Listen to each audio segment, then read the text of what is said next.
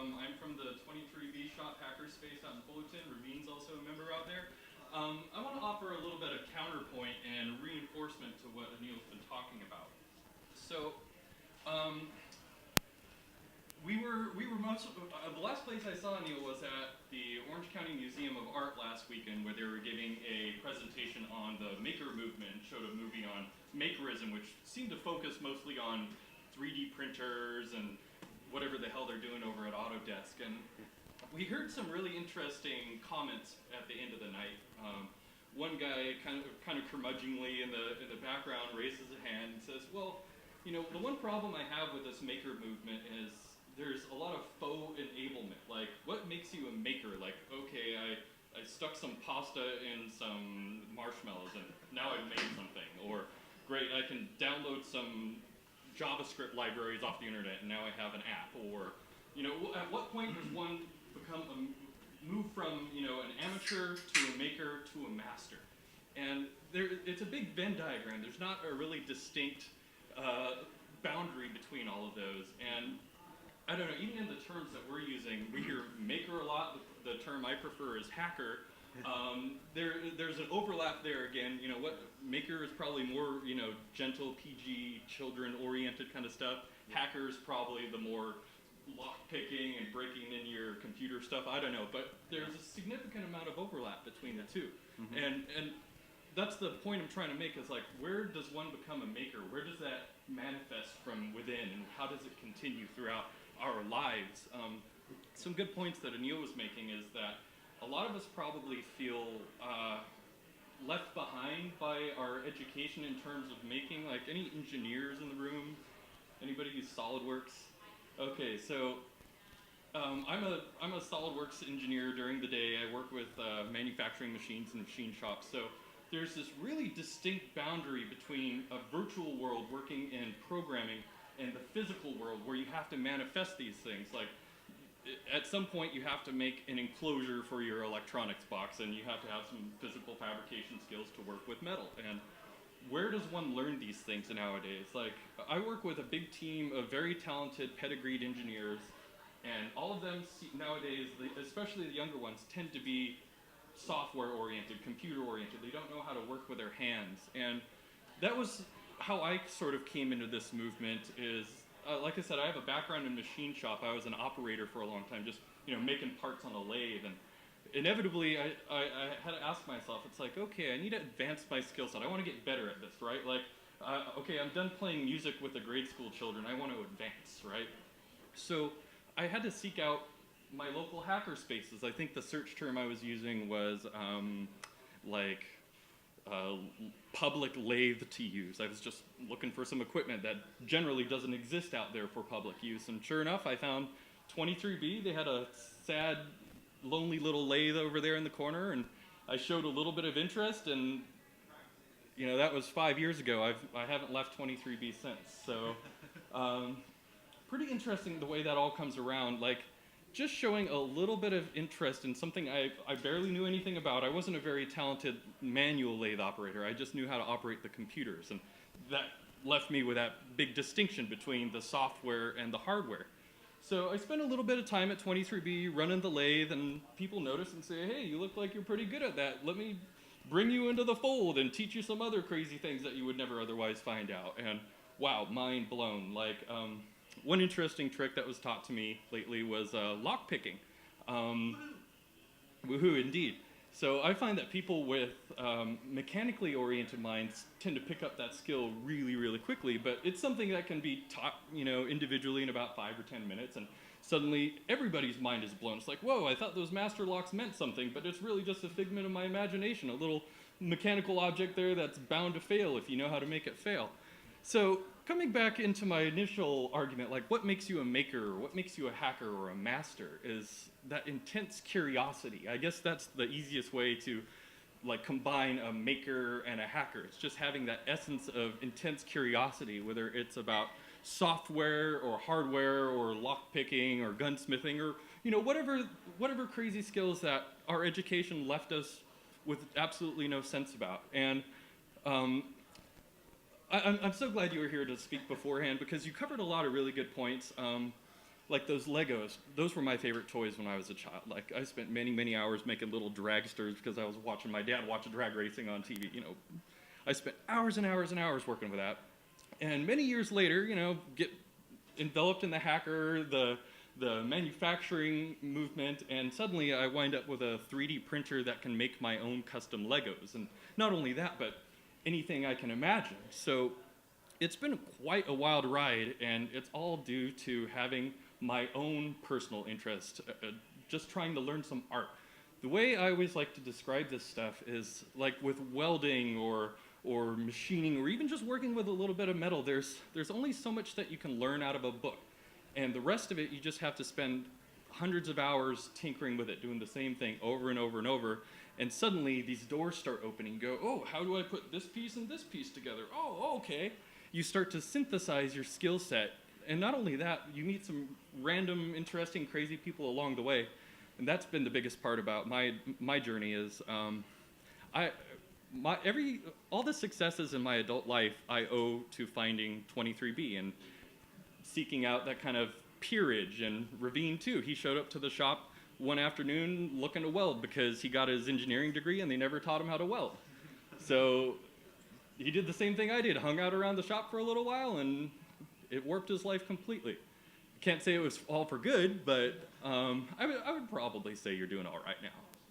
So I'm just trying to emphasize to you guys why it's important to seek out these things. Maybe not so much to raise your level of synergy or, to find your big network of people. While the network is important, I think the most important part of this is the personal pursuit, right?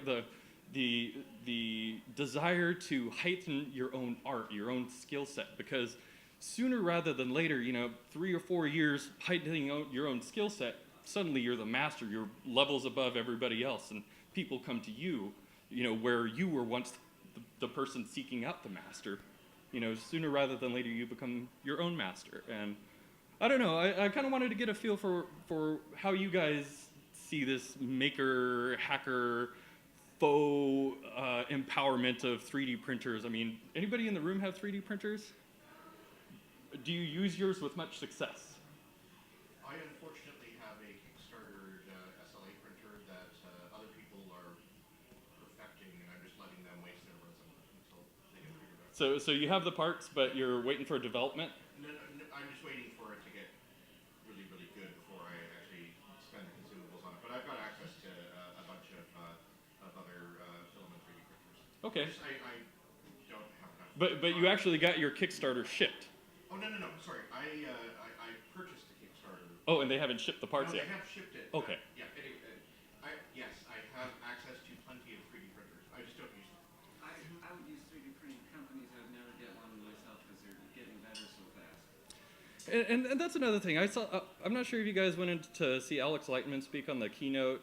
He's an interesting dude. I bumped into him in my last bill, and some things in his speech made me cringe a little bit, like 3D food printers. Like, come on, really? Like, how do you get fresh food out of a cartridge? That seems a little puzzling to me. Browning and caramelization. They decorate a cake. So there's a lot of buzz nowadays about 3D printers, and they're going to change the world. Now it's going to be post-scarcity society, and by 2020, and I'm sorry, that's just not going to be the case. They're a cool tool, they're useful for a lot of things, but nobody's really developed the killer app for them yet. And that's why we need people like OC Hackers and 23B and all of you to use your innate, intense curiosity to develop these things. It took computers 30 years before people figured out the killer app, like word processors, right? Like, why would I want to use a computer to tabulate these lines when I have this guy over here to tabulate all my lines for me? And eventually the people start using these tools more and more in diverse fashions, and then suddenly, bam, synergy happens. All the little meshes go together perfectly, and now you have a holistic item combining this little field of tech, this little field of tech, and suddenly it's something completely different and groundbreaking in a few cases. Being primarily immersed in manufacturing, I see a lot of reason for 3D printing in terms of like making parts and all the manufacturing job shops nearby, but I don't think food 3D printing is ever going to do anything fantastic. I don't know about you guys. The pancake maker is pretty cool. Well, I mean, I can make pancakes without a $3,000 device, right? So no, that's all I really got for you in terms of my thoughts. Anything you guys got to share? I mean, isn't it really that right now they're kind of like toys, especially the ones that you can afford to buy.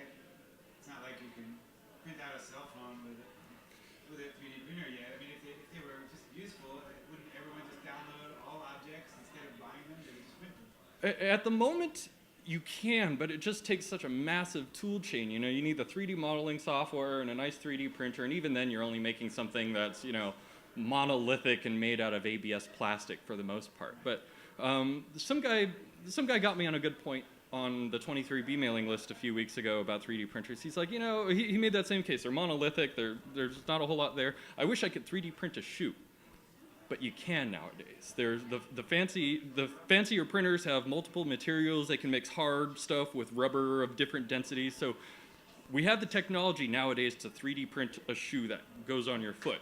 And the shoe, I mean, one of the benefits of being able to 3D print a shoe is you can actually customize it to your exact geometry of your foot, right? Which is especially important if you happen to have, you know, foot problem, so you can get the right support in there and stuff. So there's actually a startup company, I believe down in San Diego, that's doing custom footwear off of the 3D printer. So.